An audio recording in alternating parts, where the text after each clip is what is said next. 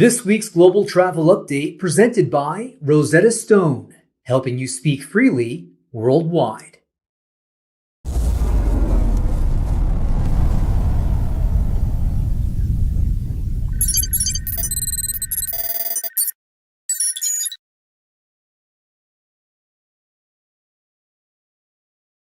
And hello, everybody. Happy Wednesday to everybody, August 21st, 2024, for our weekly global travel update here from New York. A brief stop as we continue to travel around the world. Nice to be back for about 48 hours. Of course, you know how to reach me with your questions, and we're going to talk to everybody in a second. But we have a lot of stuff to get to today. So let's start with some crazy stuff. And that is, we used to have a saying back in the 90s that the definition of a successful airline was which could lose money longer. It was about predatory pricing and the major carriers dropping their prices as low as the discount carriers because they could lose money longer than the discount carriers could. And then when the discount carriers failed, of which there were many back then the prices went up. Well, it's a different environment now. Everybody seems to be a discount carrier. Why? Excess capacity in the system. Too many seats right now, too many planes, too many flights.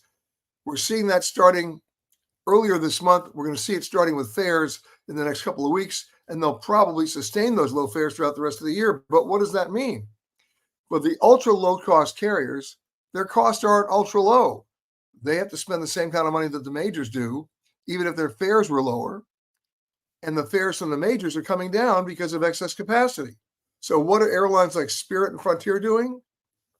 The unthinkable. They're trying to compete on perks. Those are the two airlines that never had perks, right? Spirit used to charge you for everything short of breathing. And some people might even claim they're getting charged for that. So what is Spirit doing now? What is Frontier doing now? Frontier is offering new packages that include better deals on baggage, no change fees. Frontier is offering a sort of their version of a first-class seat. Both airlines are trying to offer bundled packages where you can even get the seat next to you in coach block, that dreaded middle seat. Will that make any money for these airlines? Will it generate any revenue? And I suppose in the short term it might, but let's understand what Spirit Airlines really is. It's a leisure-based airline for people who maybe fly only once a year. It's not a frequent flyer business airline. People don't go to Spirit to get upgraded, and yet they're offering upgrades now. And what's really interesting is they're doing so at the very time they're in such financial trouble after their merger with JetBlue failed. Spirit just furloughed 260 pilots as of next month. Their stock has dropped, get ready for this, 82% since the beginning of this year. Frontier stock has dropped more than 30% in value. So there's one other interesting sort of wrinkle in this, which is it may actually lead people to feel that they're not going to join and fly Spirit and Frontier. And that's this. There are still too many of us who are mileage addicts, who are still chasing miles. And they might rather fly Delta, United, or American to get miles that, of course, I would argue they could never redeem, than to fly Spirit on the hopes they might get better service. It remains to be seen. Let me leave you with one other thought before we change subjects. Does anybody remember Freddie Laker and Laker Airways? They had a very successful model as basically the first low-cost carrier, right? All coach. And then what happened one year? Freddie Laker decided to add first class. He failed, and the airline failed. Well, conversely, does anybody remember the short-lived MGM Grand Air? They had a DC-8. Before that, they had a 727, all configured in first class. They even had bedrooms. And what happened? There wasn't a strong enough first-class market to fill all those planes, so they introduced the back of the plane, otherwise known as coach. And the first-class passenger's sense of entitlement said, bye-bye, and that airline failed as well. So it'll be interesting to see what happens here. Obviously, I'm in favor of every airline flying. The more, the merrier. We'll see what happens if this radical change in the business model for both Spirit and Frontier makes sense. So there's that. Something that's saying goodbye as well. United Airlines pulling the plug on the last remaining mainline Inflight magazine. Remember Hemispheres? It's over. American got rid of American Way a long time ago. Delta Sky said goodbye right before the pandemic, or right during the pandemic. And the last remaining Inflight magazine that we can actually hold in our hands is going away. I'm sad to see that go. I actually think Hemispheres is a pretty good magazine. American Way in its time, and Sky also they did good work. The last remaining magazine that I think is still out there, but not from a mainline carrier, is Hawaiian. And as you may have heard earlier this week, the DOJ did not block the merger, or the takeover, I should say, between Alaska Airlines and Hawaiian. And unless the DOT protests, that's going to happen.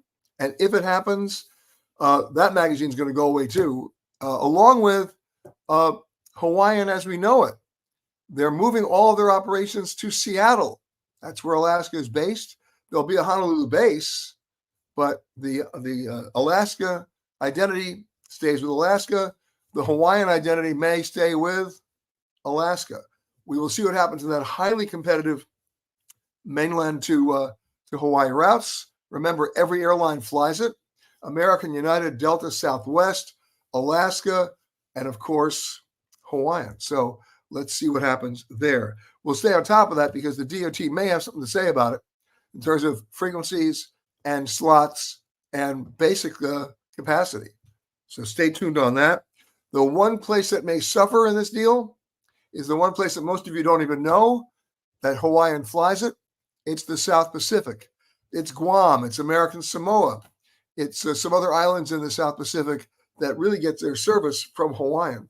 Hawaiian took it over when an old airline that very few people remember called South Pacific SPIA, South Pacific International Airways, failed.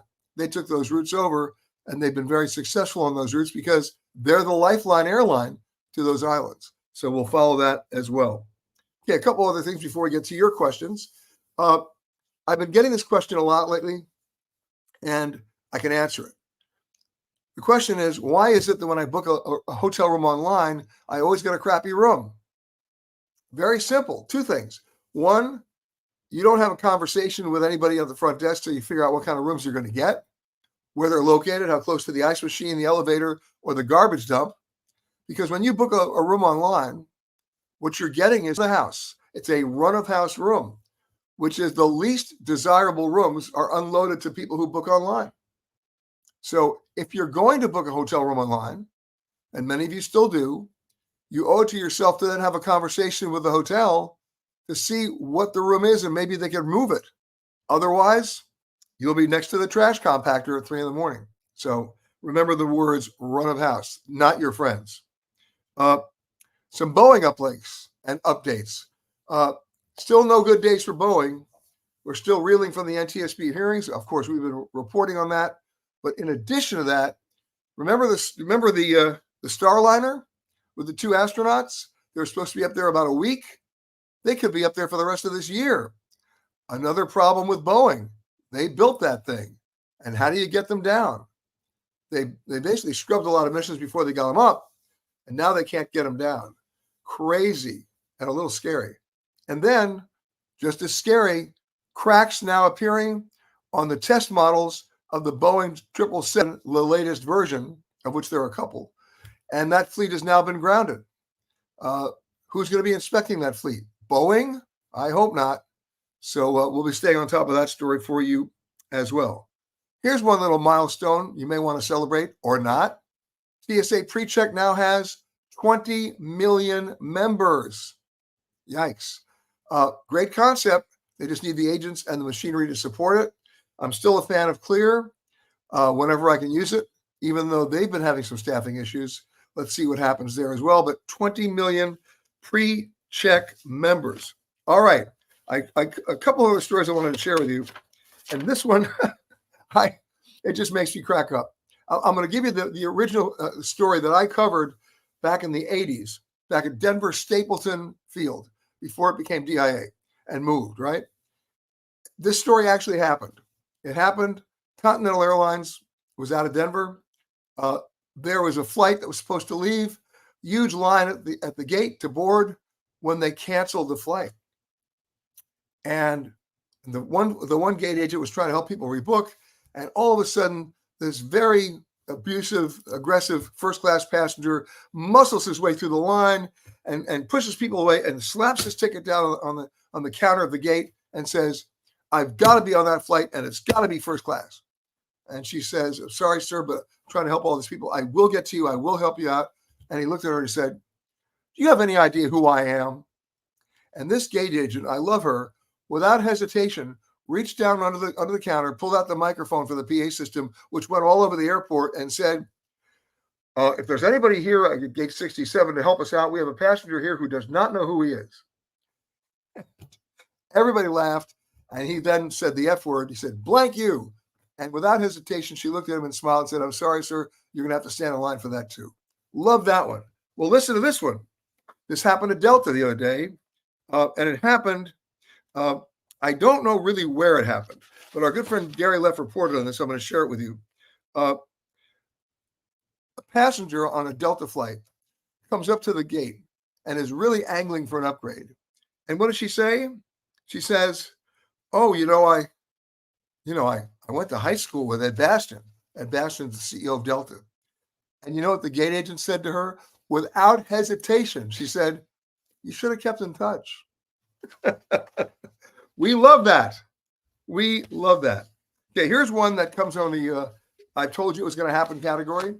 North Korea has announced they are going to open a border city to tourists after 5 years of closing it down. They've been quietly working with Spanish, German, and Swiss companies to build their travel and tourism infrastructure because economically, it's the only thing that's going to save North Korea. What does North Korea manufacture that the world consumes in volume? Nothing unless you're in the market for unreliable Scud missiles. But their travel and tourism only has an upside. Pent-up demand, curiosity, you name it, people will flood into North Korea to see the Hermit Kingdom because they can't normally get in under normal circumstances. Now, I've been twice, but not under normal circumstances. I had to be escorted by a minder. I was only shown certain things. There was a list of about 80 things I couldn't do or couldn't see. I went anyway because curiosity, right? But economically, little Kim knows travel and tourism is going to save his economy. It's going to feed his people. So slowly but surely, they're opening it up. And they're even announcing they're going to open up a beach resort.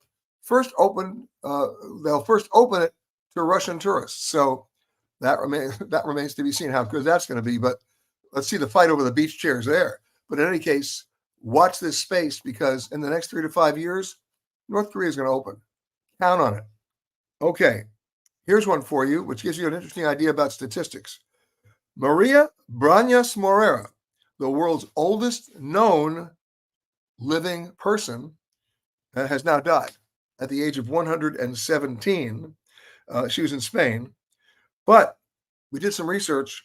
Right now in the world, there are over 722,000 centenarians.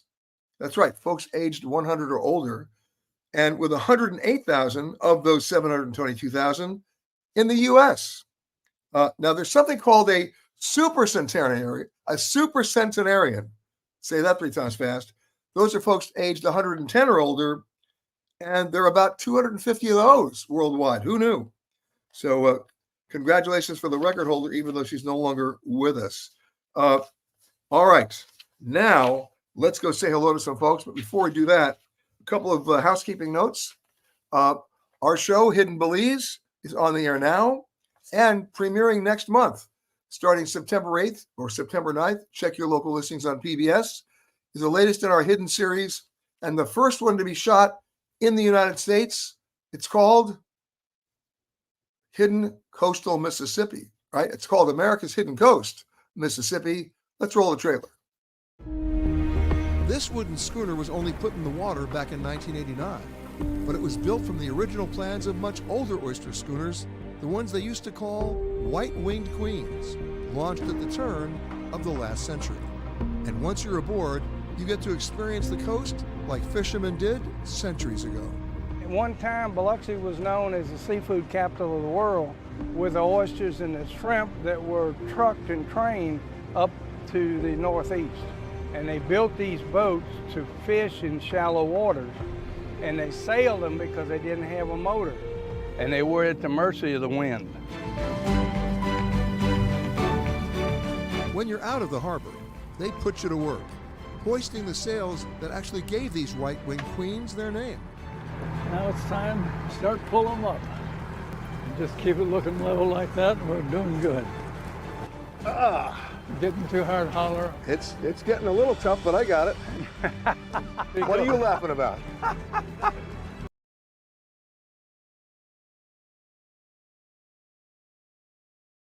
And that's just me on a sailboat, but one of the traditional ones still roaming around the waters of coastal Mississippi. So check again, starting September 9th on PBS, check your local listings, and later on Amazon Prime and Apple TV Plus. All right, let's say hello to a few folks. I'm going to scroll down here.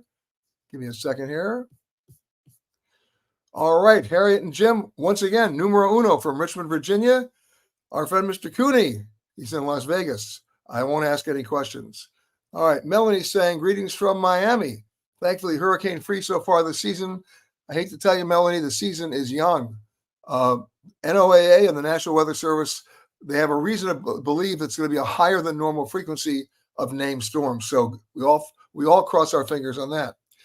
Matthew says, greetings from Syracuse, home of the great New York State Fair. All right, cotton candy. And Paul's saying, greetings from Ashland, Virginia, where this morning's temperature was 54 degrees. I want to go there. Sue's saying hi from Bellingham, Washington. Robin saying hello, as always, she says, from Williamsburg, Virginia. Okay. Windstar's announcing 2 new build ships today. All right, that's good. A lot of the shipyards are busy, folks. They're building ships of every size and pedigree for the cruise industry, and they're filling those cabins, by the way. Camilla's saying, of course, hi from Tucson. We love it when she checks in. Mary Jo saying hi from Pennsylvania. Any non-Michelin star restaurant recommendations for Paris in the Saint-Germain area? Well, I'll give you one that's non-Michelin, but phenomenal. It's actually up by the Arc de Triomphe, but worth it. Worth it in 100 ways. It's on an avenue called Rue General Lanrezac. And the name of the restaurant is called Lahide, Hide. Only the locals go there. It's Asian French fusion, and there are only about 12 tables in the entire restaurant, so you need to make a reservation, and you may have to wait when you get there because people love it so much they stay a little longer. They're not on a timetable. This is not fast food. The menu is unbelievable. Lahide, check it out. Okay. Melanie says, Freddie Laker was the guest speaker in Miami when Richard Branson launched Virgin Atlantic. I attended the event, and they were both excellent and dynamic speakers. Let's not forget the famous Freddie Laker quote, which is, you want to be a millionaire? That's easy. Start with $1 billion and open an airline. You'll become a millionaire. Boy, was he right. Colleen says, I enjoyed Secrets of the Aegean. That's our show, Hidden Aegean. It aired on PBS last night. She says, the credit roll at the end, I think I saw Anthony's name listed as associate producer and Nils as well. As a matter of fact, they were both involved in that show, very much so. So a big shout out to both Anthony, who's helping us today, of course, on our global travel update, and Nils as well. All right. Paul's saying print magazines are in trouble worldwide. Yeah, tell me about it. I used to work for Newsweek. I used to subscribe to 36 magazines a week. I now get 4. It's terrible. I love holding them in my hand. You know, what do you do when you get a book? The same thing I do with a magazine. You open it up and you smell the ink in the paper and you have it. It's tangible. It's an experience. I don't own a Kindle. I still get books. I still read newspapers, not online. I schlepp them with me on the airplanes. The flight attendants love it because I make them presents when I leave. But the bottom line is, you're right, Paul. It's not a pleasant world right now. Okay. Anthony's saying hi on that one. Kim is saying, oh, thank you for saying that. Kim saying, thank you for visiting Rwanda. We love Rwanda. Hope to go back very soon. Priya's watching from Chicago. Steven says, after waiting over 2 hours to get through the immigration upon arrival and nowhere near enough seating while waiting to depart, Brussels Airport is now my least favorite airport in Europe. What is your least favorite European airport? Well, it used to be Lisbon, because they had like 26 separate passport control stations, of which 2 were only ever manned. They finally have gone to e-gates there and a better staffing, so it's better. It's not great, but it's better. Same thing in London, both at Heathrow and Gatwick. They're going to e-gates. High time they did that. Rome, actually, we did okay in Rome. I'm thinking about recently. Milan is doing okay. Some of the Eastern European airports still have a little work to do, but I'm surprised about Brussels. But the thing I love about Brussels is I don't fly to Brussels. I take the train. and I can even take the train to the airport if I wanted to. Bottom line is the Eurostar goes right from London to Paris, to Amsterdam, to Brussels. It's the best way to go. Okay, Gene's saying good morning from Tulsa. Joyce says, I'm going to Dubai in February of, I think you meant 2025, on Emirates. I wanted to look at the seating chart, but was told I have to book the flight first and then pick my seats at that time. Not true. Go to seatguru.com. They have the seating charts for just about every major airline and every aircraft they fly, and you have a better idea than before you actually go on the Emirates website to book it, okay? Priya said, I'm traveling to Morocco in November. Your thoughts on taking trains between key cities as a solo female traveler? I prefer trains to buses if it's safe. Well, believe it or not, I'll be in Morocco in October. In fact, we'll probably do this update from Morocco in October, probably from Marrakesh. I'm not a big fan of Moroccan trains, I have to tell you. I'm not a big fan of Moroccan buses either. But it depends on where you're going to be in Morocco, because sometimes you can fly between cities very easily. All right. Joan saying hi from the Bay Area. We love that. And Brian saying greetings from Bermuda. Debbie saying hello from Boynton Beach. She says, is 1 hour, 20 minutes okay to go through Madrid in November and catch a flight to Portugal? It is not. Look, you have to go, first of all, if you're going to go catch a flight to Portugal through Madrid, and they're both EU countries, the hope is that you're not going to have to go through passport control and enter and leave the country again. I'm assuming your bags are being checked through. If they're not, and you got to go get bags, you got to go through the whole process again. And even if you don't, if your first flight is late by more than 40 minutes, you won't miss it. You won't make your next flight.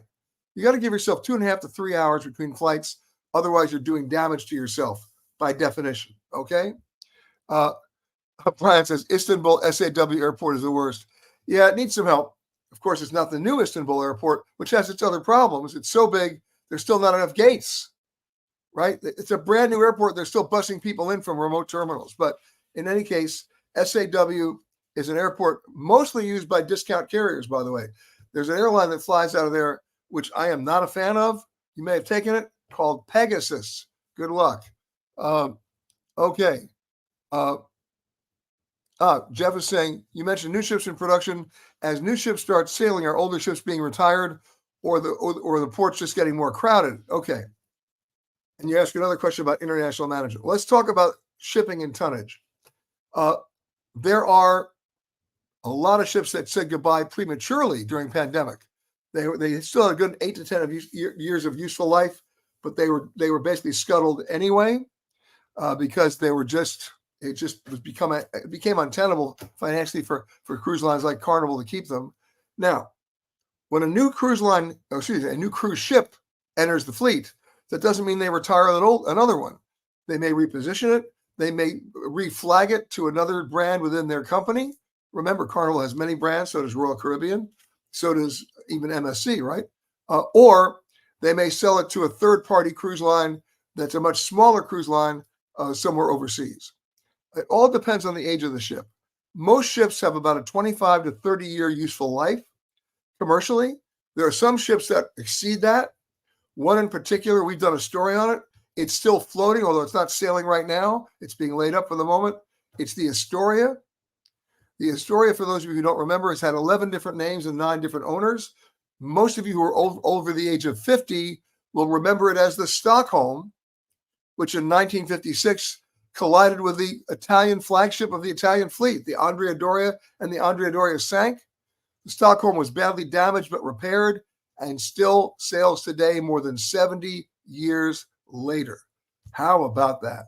But most cruise lines will keep their ships in the fleet anywhere from 20 to 25 years and then cycle them out. That doesn't mean they're going to the scrap yards in Bangladesh or Turkey yet. It all depends on the condition of the ship. And you also asked about international management of this. Well, we talk about over-tourism. That also applies to cruise ships. And many destinations now are addressing that. The Prime Minister of Greece now wants to limit the number of cruise ships in Santorini or Mykonos at any one time. And he's not wrong. It's up to the cruise ships to figure out their scheduling, because there are plenty of slots to go around where you can spread out the impact so that's manageable and reasonable, not only to the destination, but to the passengers themselves. Before you ever book a cruise, let's say you're going to the Caribbean and you're going to be stopping in St. Thomas or St. Martin, before you ever book that cruise, call your travel agent and say, on the day the ship's in St. Martin or on the day the ship's in St. Thomas, I need to know how many other ships will be in that port on that day. And if it's any more than 2, either pick another day or pick another cruise line or pick another itinerary, because they're exhausting the infrastructure. This summer in Alaska, more than 39 ships on the inside passage. Do you really want to be in Juneau when there are 6 ships in the port? You do not. And there's a way to do that. A number of cruise ships now, like the new one from MSC called Explora, they're purposely scheduling their ships to be in ports when nobody else is there, or to come in after the other ships have left, do an overnight, and spend more time, which always provides a better immersion culturally and in terms of your time. So again, don't just look at the catalog of the ship that you're on. Call your travel agent or travel advisor and find out how many other ships are going to be in Seward or Juneau or St. Thomas or St. Martin or Dubrovnik when we're going to be there. Otherwise, like in the case of Dubrovnik, you'll be surrounded by thousands of demented Game of Thrones fans. It will not be pretty. Now, to their credit, the mayor of Dubrovnik has worked it out with the cruise lines now, limiting them to 1 ship a day. And you know what? It's made a big difference. So, and the cruise lines are not disenfranchised there. They just had to reschedule. Everybody still gets to go to Dubrovnik, but not all on Tuesday, if you know what I mean. Okay. Joy says, Jean says, my sister and I just got back from an Alaskan cruise. Her flight from Madison left late, and she missed her connection to Vancouver. Had to buy tickets on another airline, arrived later that day in Vancouver. Fortunately, we were traveling the day before the cruise, which you should have been doing. Congratulations. Yes, she had travel insurance, and the luggage came several days later. All right, here's the question. How much time did you give yourself for a connecting flight in Vancouver on the original Madison flight? If you're going Madison to Vancouver, then you're not going nonstop. You're connecting where? Chicago or Denver? I would guess probably Denver. But how much time did you give yourself? That's the key. 2.5 to 3 hours on a domestic connection, 4 hours on an international connection. Give yourself a fighting chance. But you did the smart thing by not going there on the day your cruise ship was leaving. And do something else when you pack for a cruise. Split your clothes into 2 bags. So if one bag doesn't make it, at least have something to wear, right? Don't put all your clothing in one bag. Biggest mistake you can make. Joy says, if I look on SeatGuru.com, does it tell you what seats are available for sale on Emirates? When should I purchase airfare? Okay, first of all, it may not tell you what seats are available, but it will tell you the flight seating configuration on every aircraft you're flying. Based on that, you can write down, I want 17A or 15K or whatever seat you want. And then when you go to book the flight, if that seat's not available, don't book the flight. You can always get out of it.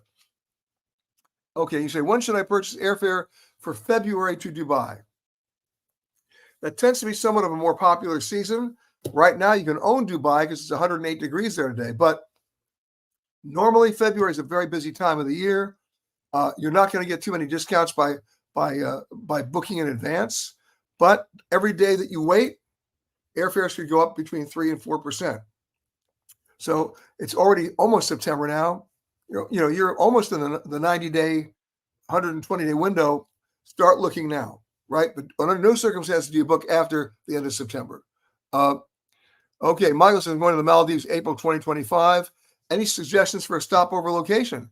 Speaking of Dubai, Emirates flies nonstop to the Maldives from Dubai. All right. And I do believe also Etihad does it from Abu Dhabi. It's a very good connection, by the way. All right. Okay, someone says here, big ports in the Caribbean are always packed. Big waste of time. Well, they're not always packed. I can show you days. We did the story. I can show you days in which there are no cruise ships arriving in certain ports. That's when you want to go, right? Whether you're flying there or taking a cruise, right? Okay. Gene says, my sister had a 2-hour connection time between flights. Chicago was a mess. Did I say 2 hours? I said 3, didn't I? And that 3 hours would have made the difference, just so you know. All right? Just so you know. Okay. A couple of other things we want to talk about. Airfares themselves. While Labor Day bookings are up 9% over last year, the fares are coming down. I said about this at the beginning of our global travel update, and with the exception of Thanksgiving, they're going to stay down. Literally, there are open seats now. Americans have two things going for them or against them, depending on how you look at it. It's an election year. Historically, Americans tend to be a little bit more reticent about traveling during election years, especially as we get closer to the election. It's not a blue or a red issue. It's just an election issue. And they tend to say, you know what, I'll wait to see what happens, then I'll travel. This year, it's been compounded by what? Credit card bills. Only 51% of Americans pay their credit card bills on time and in full every month, which means 49% of you are, you think about chasing miles is bad, you're chasing your credit, and you're trying to get that balance written down, and you can't do it because at 25 to 26% interest on every credit card, it becomes almost an impossible situation. And as those bills mount, and as that interest gets compounded on an hourly basis, I might add, a lot of people are seeing those bills now saying, you know what, I've traveled too much this year, I just got to pay this off.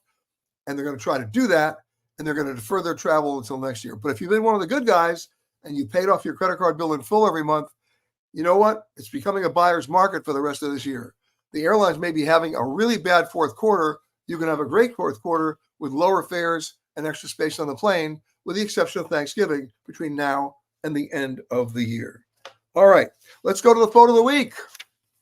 We love this one. Lorena Jenkins Hoffmeyer did this one in Kenya, and she writes, imagine my amazement when my guide and I came around the bushes in the pouring rain and encountered Craig, who at 52 is Kenya's largest tusker male elephant. He was wandering one of the conservancies, and I feel honored to have been able to spend time in his presence. It was yet another reminder of the importance of protecting our wildlife. Not a bad deal. Lorena, thank you for that. And if you think you've got a photo that qualifies as the photo of the week, you know what to do. Just send it to us at photocontest@petergreenberg.com. And if we agree with you, guess what? It goes right up there next to Lorena's. Thank you again, Lorena, for that. And of course, that wasn't the picture before he charged. He was just being nice to you. All right. Now, one other housekeeping note. Just a reminder that later this year in November, I'll be speaking on a very special cruise through the Arabian Gulf. It's all part of benefiting the University of Wisconsin Alumni Association. We're starting in Muscat in Oman, sailing through to Bahrain and then into the UAE. It's an amazing trip in an area that is not in conflict, I promise you, and well worth it. How about swimming with the dolphins in the Arabian Gulf? I've done that a number of times. It's spectacular. I'll be speaking a number of times during the cruise. Again, it goes to a good cause. If you want more information, you can go to gohagen.com. We'll scroll where you can see more information, get the itinerary, and I hope you'll get a chance to join me on this cruise. Again, for my friends at the University of Wisconsin, go Badgers. And of course, this coming Saturday is their first game, their first home game. It's sort of a tune-up game in Madison against, I believe, Western Michigan. I think it's against Western Michigan. And all I can say is they better win. Don't get overconfident. All right, let's go to some pre-sent questions that came in. Will airline prices be going up next year? Karen wants to write. Should I pay for my business class flights to New Zealand in April now or wait? You know what? Go through if you can. There's a company called Airtrex, AIRTREKS. They're airtrex.com. They might be able to get you a better deal on business class that sometimes can be discounted. And by the way, airfares are going to go up on those routes, especially in Asia and the South Pacific. Joy says, hi, Peter. Why can't I see the seating chart before I purchase flights? I think we just answered that question, Joy. I hope I was helpful. Dylan says, I was flying Southwest and the woman in front of me was checking her bag 30 minutes before the flight time. They refused to take her bag, but she asked them to put it on the next flight. Do airlines really put it on the next flight? Well, it's even crazier than that. Remember in the post 9/11 days, the number of checked bags had to match the passengers who were on the plane? That was the great positive ID security the airlines are doing. Guess what? They're not doing it anymore, not on domestic flights. So bottom line is, it's the luck of the draw. Sometimes your flight actually may be put on a flight that goes ahead of you if you check it early enough. So when you get to the airport, especially if you have air tags, find out if the bags preceded you, not if they're actually on the next flight, okay? Chris says, should I be suspicious if a flight via Expedia is cheaper than directly through the airline? No, it's about the inventory that's released to these online travel agencies by the travel providers. Sometimes it's less expensive.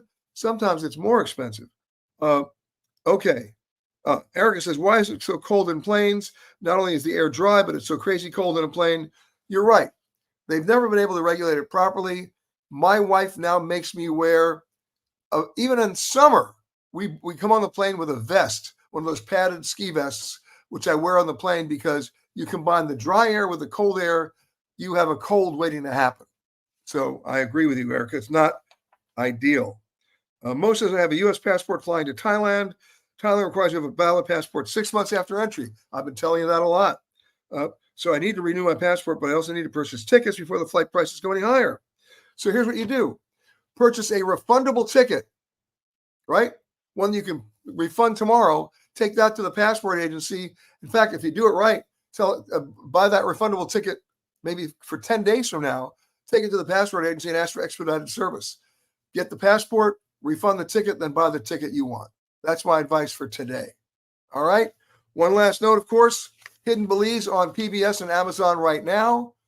America's Hidden Coast, Mississippi premieres September 9th on PBS and, of course, Amazon and Apple TV+. We'll be talking about that in the weeks to come. Have a great rest of the week. I'm taking off for a very remote location. Hopefully the satellite will work, and if it does, I will see you next week. And the radio show this weekend, I hope you'll get a chance to listen, is coming from Grand Canyon West. And some very interesting stories, some great history that nobody's ever heard about the Hualapai Indians. I hope you'll tune in. In the meantime, have a great rest of the week, everybody. Anthony, thank you for helping us out. And I'll see you next week on the Global Travel Update. Bye-bye, everybody.